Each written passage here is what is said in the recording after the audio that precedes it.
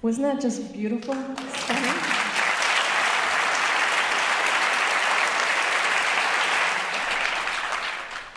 I'm Alison Cuddy with the Chicago Humanities Festival, and as my colleague Rem Cabrera said, we're going to have a talk, but we'll also invite your questions and comments, because I know you've got a lot of friends in the house. I see some Merit School folks, so I want to make sure everyone's okay.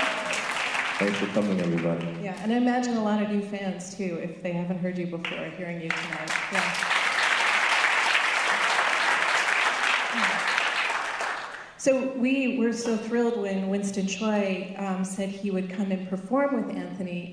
What I think I couldn't have anticipated, what none of us could, was the way you are so matched in some way that, although you're both incredible technical players, you know, the emotional expressiveness is really foregrounded in the way you approach the music. And this piece in particular, which is the Brahms Sonata No. 2 in E flat. Do you remember the first time that you played this piece? Oh gosh, this piece, you know, is one of the greatest pieces ever written for the instrument, and so it's one of the pieces that we know our whole lives. And I don't remember the exact moment I played it for the first time. But that part is pretty old. The part I'm playing off of looks like it's an original manuscript because it's like yellow. So so it's been a while. Yeah, I like that we had the old tech and then the new tech Winston had. The pages aren't even together anymore. It's wow. like I need some tape for it, but anyway. Yeah. Your sound is so unique. It's so amazing. How did you develop that sound? I mean, that's another tough question probably to answer, but, you know, in terms of that emotional expression that you give to the music, was that there from the start when you started playing, or was it about sort of mastering the instrument? Yeah, I think, you know, when you start off, you know, I had a nice conversation with Rem earlier about this, and, you know, I started off the same way that everybody starts off in the clarinet, squeaking my way through passages like everybody else. But, you know, I liked it so much, I didn't really notice it so much. So, you know, you spend those early years learning, you know, just how to play and how to get better technique, practicing slowly and doing your scales, and like my old teachers in Chicago always told me. And then you find that it is when you start falling in love with music more, you find that it becomes your voice throughout all of the years and all of the training and all of the hard work.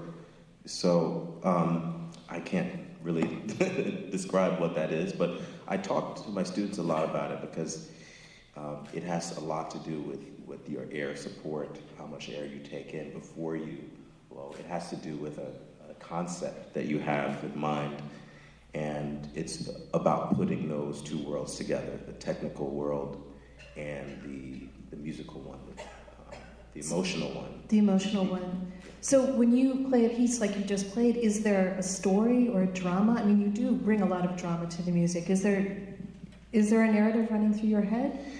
There isn't a specific one necessarily, but you do spend time with these pieces enough to develop a meaning for each and every note. So as the clarinet is interacting with the piano, there are moments that I hear, you know, a certain chord, a certain note played by the piano that implies a certain emotion, a certain character. And so that's what I listen for actively while playing, but that's also what changes over time. So if there was, at some point, kind of a specific story, which is very helpful, especially for younger students, to have like an actual story in mind, like an opera or something, a plot. You know, as you get older and more advanced, I guess, in your listening skills, if you will, you develop a sense of the emotional character that is removed from any kind of actual storyline, but that yet has a real specific emotional character. Right, but it's purely musical at that point. So yeah, but I think it's great when people add their own stories to it. So, you know, when I'm listening to music, sometimes I discover myself thinking of some specific emotion. And that's a fun game to play with a composer like Brahms.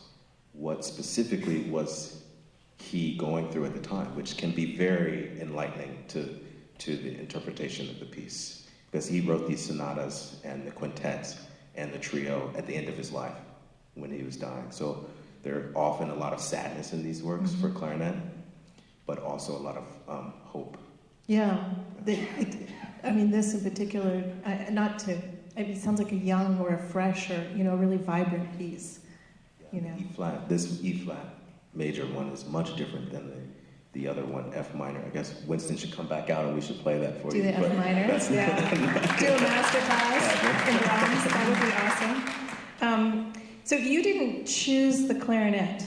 It was chosen for you in a right way, right? You wanted to play the saxophone. Yes, I did.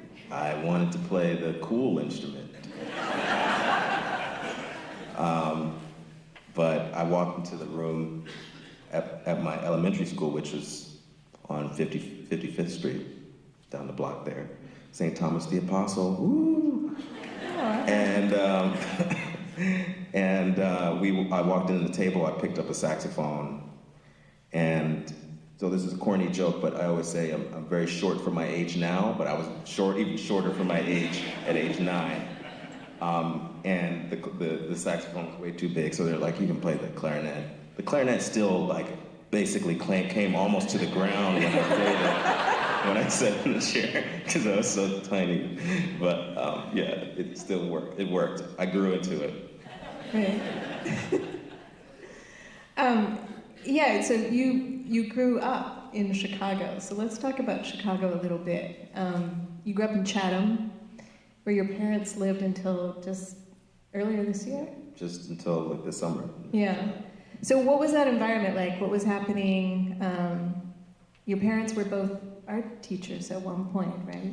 Yeah, my parents met in Teachers College when they were both doing visual art. And my mom kind of went in and out of teaching in the Chicago Public Schools. They both taught in the Chicago Public Schools. And then my dad joined the Chicago Fire Department when the CPS went on strike one year. And he had to pay some of the bills.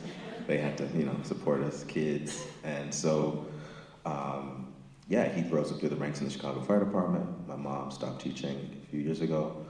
And yeah, we grew up, you know, on 90th Street, off the Demarre.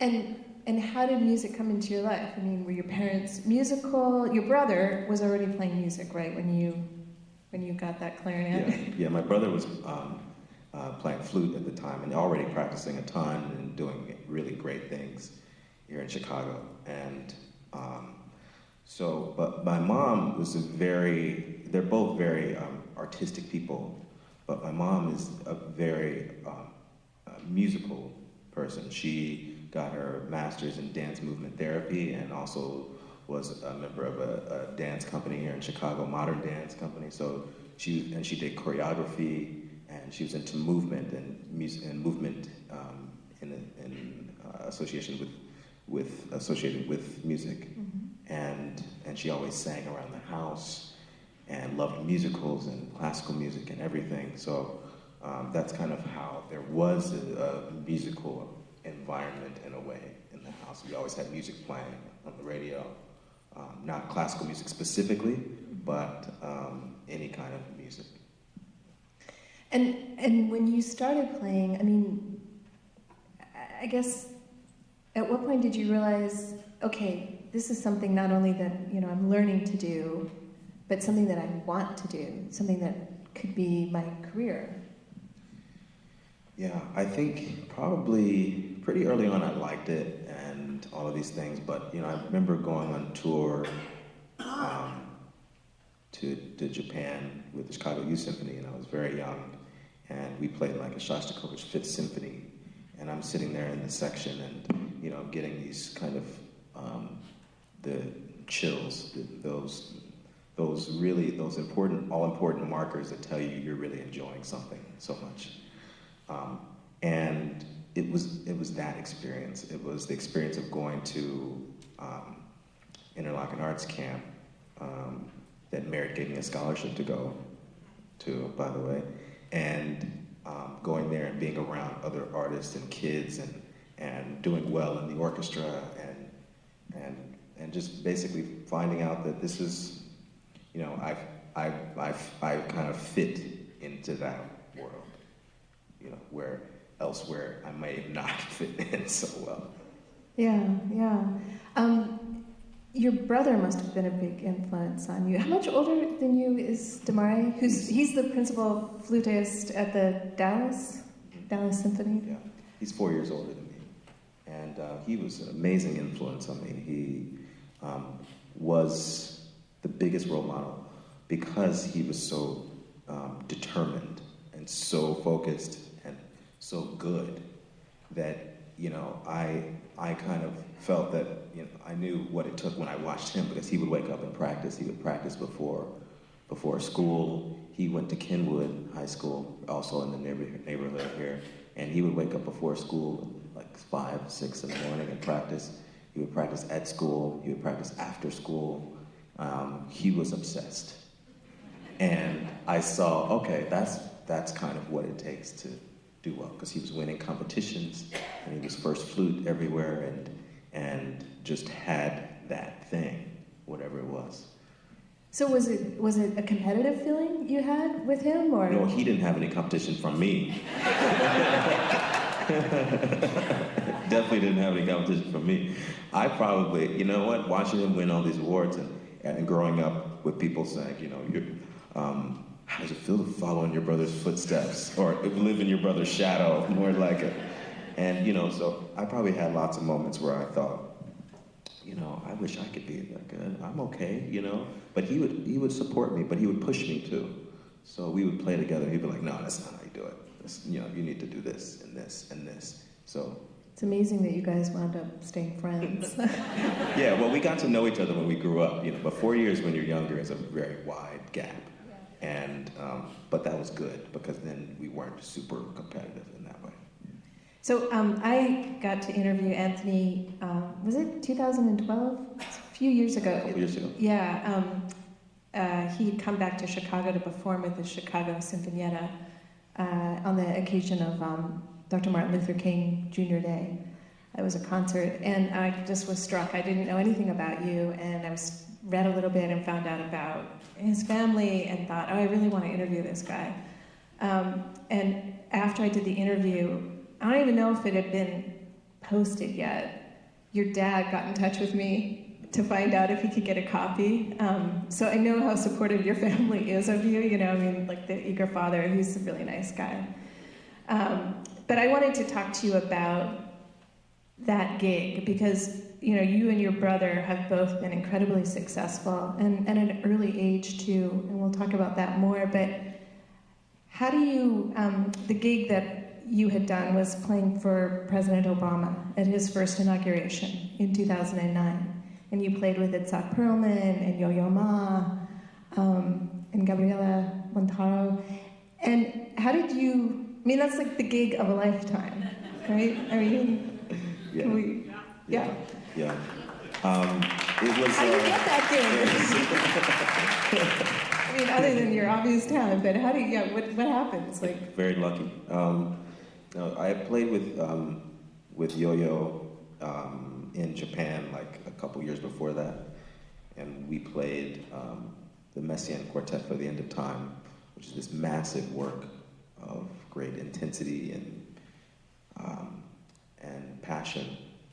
And that was a really amazing experience for me to sit next to him and hear that sort of energy coming out of a person and through their instrument. Talk about emotional character coming out of an instrument. And I hadn't talked to him for, all those years in between this performance. And all of a sudden I got a random call. So anyway, he thought of me for this. It was initially, I think he was asked by whichever White House committee to do this. And Itzhak, where they would think they were the only two, and maybe a pianist. And he mentioned to, this sounds weird that I'm even talking about this, but that this happened. But he mentioned to John Williams that he wanted to include a clarinet, and John was like, "Yeah, let's do that." And so he suggested me, and so that's how I got asked to do that. Yeah. Yeah. So, Yo-yo, way to go, yo-yo. Yeah. That was a tough one, though, right? I mean, we talked about this. It was so cold that you couldn't. I mean, you could perform, but you had to have a backup.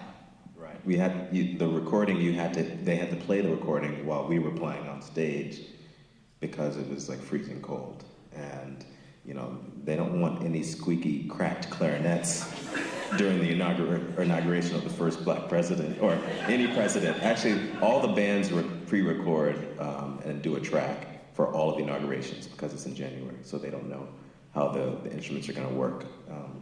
So yeah, it became this thing, but it was something that we would do again and again, and I'm really glad we got to sit up there and perform and be a part of that great event. I can't even believe that I was there for that, because we were right above 1 million or more people sitting and watching. We were right behind President Obama when he was speaking. I mean, that's any other thing. I wouldn't have wanted to be in some room somewhere in the heat performing a little piece. I wanted to be out there to witness history. Yeah, historic moment. I mean, that was an incredible moment in the nation and in Chicago.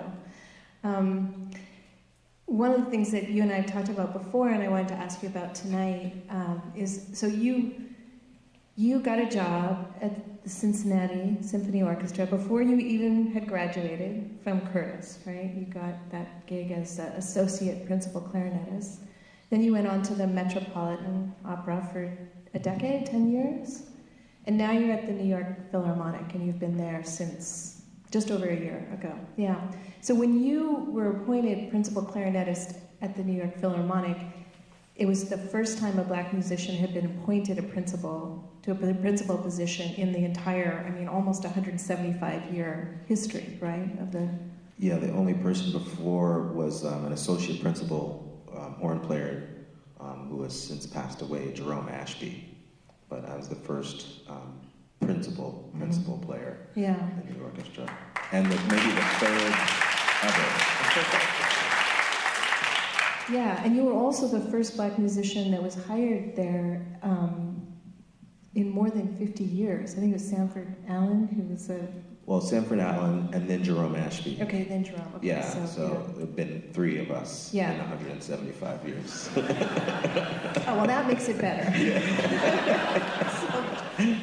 This is not just a story of the New York Philharmonic. This is a story of classical music in general, that you and your brother Demarre, what an incredible family, that you both are one of a handful of principal musicians of color in orchestras. And I'm just curious, how do you feel about that? Just personally, but also sort of in terms of your overall career. How do you think about that set of statistics? Mm-hmm. That's a deep question. I feel very proud, but I feel honored as well. But I also know that there were a lot of people that came before me that did not have those opportunities, who were not allowed those opportunities, and quite a few of them, especially in the New York arena, I've known, when you come into the the community of classical musicians, people know each other. So I also know that lots of people weren't given those opportunities, weren't allowed to have those chances. And, people like Sanford Allen, I mean, I can't imagine what his experience was. And there are many, many others. And that's what's funny. So it's important for people to realize I'm not like the first. My brother and I aren't the first African-American Black musicians to play classical music in this country. We're not the first. We happen to be some of the first to get into orchestras, but it's always important to actually remember that. And so you do, when you kids come to concerts and you go to a concert and they see one person up there that looks like them, that's important. That is big. That is huge. I think it's important that I am aware of it. I think it's important that we talk about it. And I think it's important that people have these discussions to figure out how we can, first of all, get music back into our schools, into our public schools.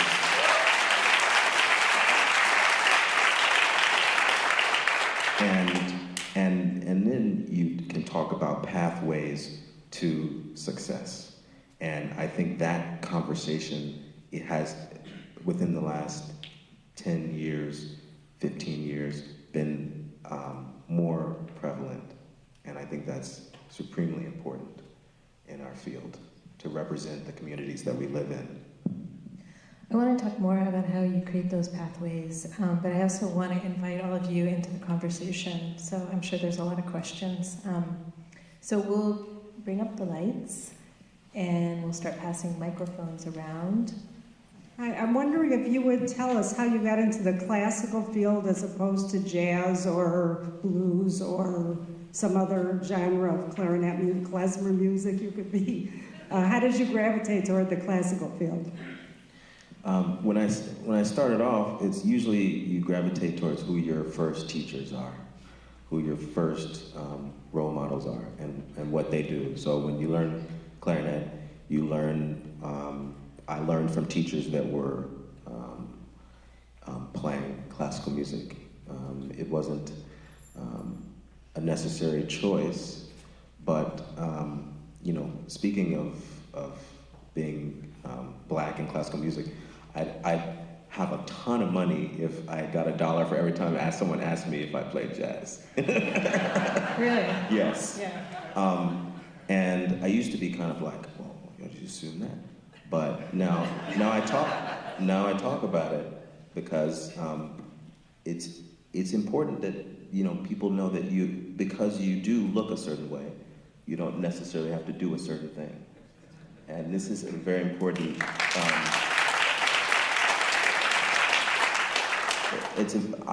By the way, I love jazz. I go to jazz concerts all the time, and I improvise, but I would never do it in public because I'm not a jazz player.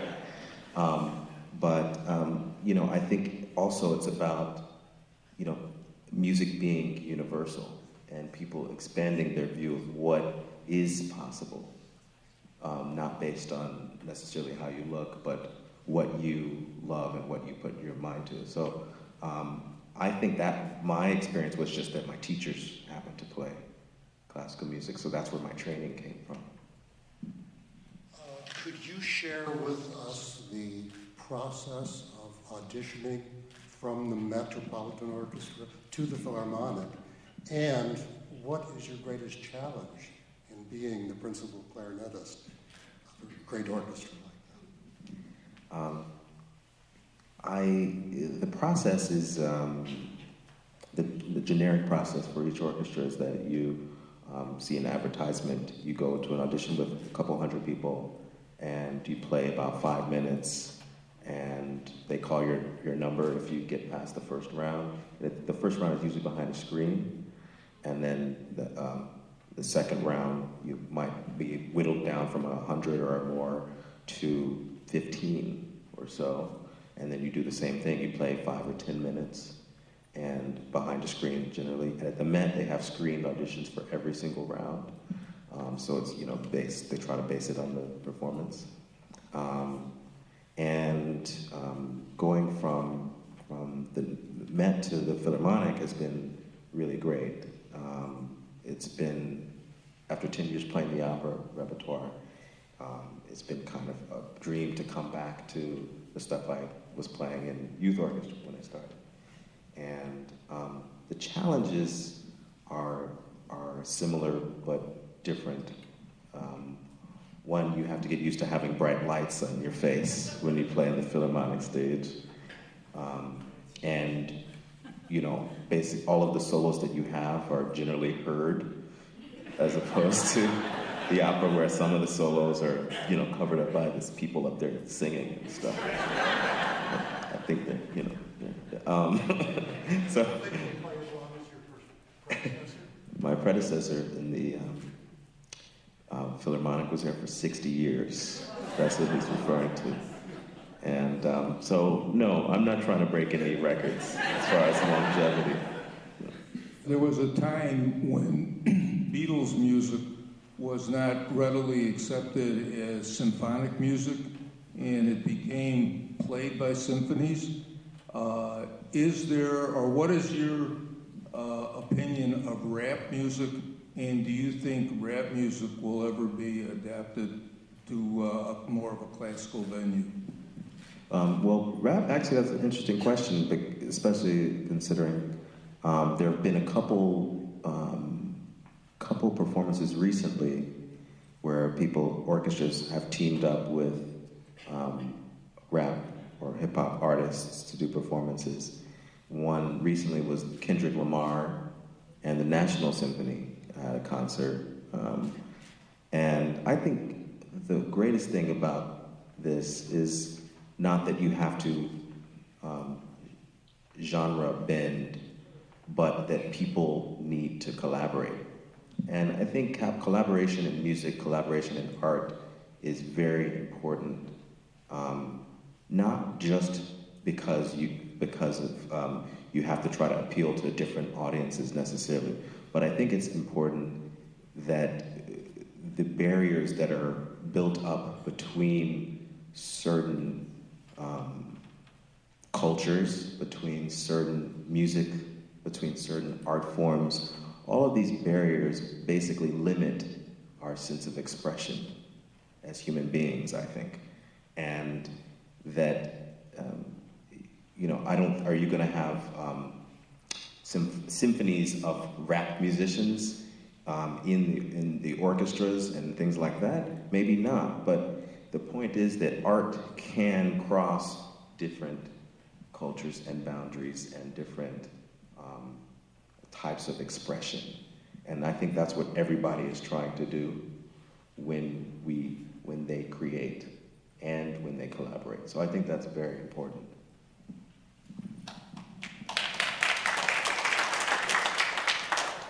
I was going to also say, wouldn't it also depend on the message they want to get? Because all music can be played together depending on the message they want to give. Isn't that true? Yeah, I think music is, like I said, music speaks to people. All music speaks to people. There may be different types, different platforms, but I grew up in a very diverse musical household. I think some sort of specific judgment on the value and the importance of different art forms is not so important for me. But I think the presentation of music and art, and for my personal expression in this classical form, is my way of communicating with the world. And I think that's what you do. You perform so you can communicate, and for an audience. That's what we do. So it's important. As the principal clarinetist, do you have responsibility for the functioning of the clarinet section as a whole? And if so, what are the challenges of those responsibilities?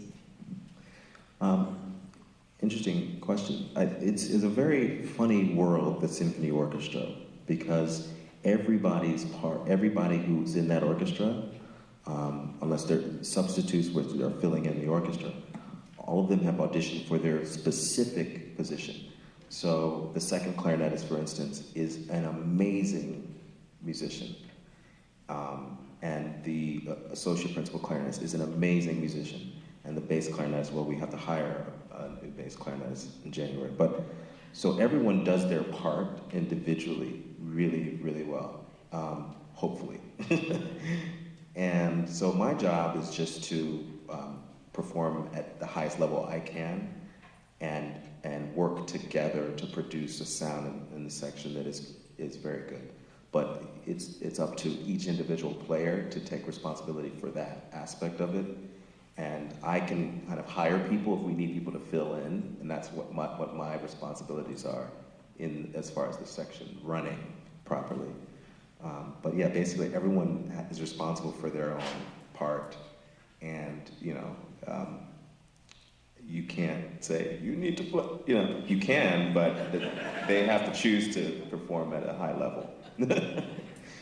Right, you have to be yourself and part of the ensemble at the same time, and be able to reconcile that in some way. Yeah. I want to come back to the question about Kendrick Lamar. First of all, are you a Kendrick Lamar fan? Yeah. Just recently, I just started to become a fan. Yeah. Yeah. Mm-hmm. He kind of has that epic sort of aspect to his music that I imagine sort of overlaps nicely in a way with symphonic music. But I'm asking a bit in part because I was thinking about representation, what we were talking about earlier, and how do you make the classical world, the world of symphonic music, more diverse? And in part, it's about what we were talking about, like who's on stage, and for children to see people who look like them or come from where they come from, like you on stage, to make that even seem possible. But how much of it is about the repertoire as well? I mean, in terms of, if there are many, many black classical musicians who didn't make it that far, what about what actually musicians are playing? How important is that to you to try and expand what we think of as symphonic music and have more black representation there? Right. I think the world is changing a lot as far as what kind of different groups are actually performing out there too. So if the orchestra model and the symphony model, like every city has a symphony, that's one museum in the community, right? But there are many different artists performing outside of that museum structure. So what symphony orchestras as they stand today are like museums that can present, the classics, they can present new music in their forms, and they're these large institutions. Not every group that you see now performing in a thriving artistic community is that. We need those to thrive as well, though, to represent the canon, the history of this music, these great masterpieces. But we also need people, and this is happening a lot more now, forming smaller groups that are doing new, different, interesting things as well. So, but I do always come back to educating young audience members, young concert goers, young musicians. And we can't do that if we don't continue, first of all, to support our local community organizations, our local festivals that present artists and humanitarians and these sorts of things. If we don't continue to do that, then it doesn't matter how big the big institutions are. It doesn't help anybody. We have to support our entire community of musicians and artists and continue to bring music to the children. Because without that, if music had never been brought to me, I wouldn't be here. I wouldn't be on the stage of the New York Philharmonic. I wouldn't have been the third African-American musician to join that orchestra without the support of programs like Merit and numerous other role models and supporters I had growing up in this community in Chicago. I wonder, to be a role model, you know. Sanford Allen, when he stepped down in 1977, said in part it was because he felt the pressure of being a role model. Do you feel that? No, I think when I think times have changed, and people today expect you to do that, to be that. And I grew up having such positive role models in my own household and other people in the community that it wasn't a thing that was separate from who you are. It was kind of who you are. The model is to strive to be great and strive to work hard. And if you do that, I think that's what it is. It is what it is. That by trying to be a good musician or doing a good scientist or a good mathematician or doing whatever, that's how you represent yourself in your community. Specifically me in the Black community, is by trying to be the best at what I can do to express to the world. So there's not, for me, I don't think of it like an extra amount of pressure. I think that it's just a part of being a musician. Well, I think I speak for everyone here when I say thank you for your music and for being one of the best at what you do. And it's been a real pleasure talking with you tonight. Thanks so much. Thank you.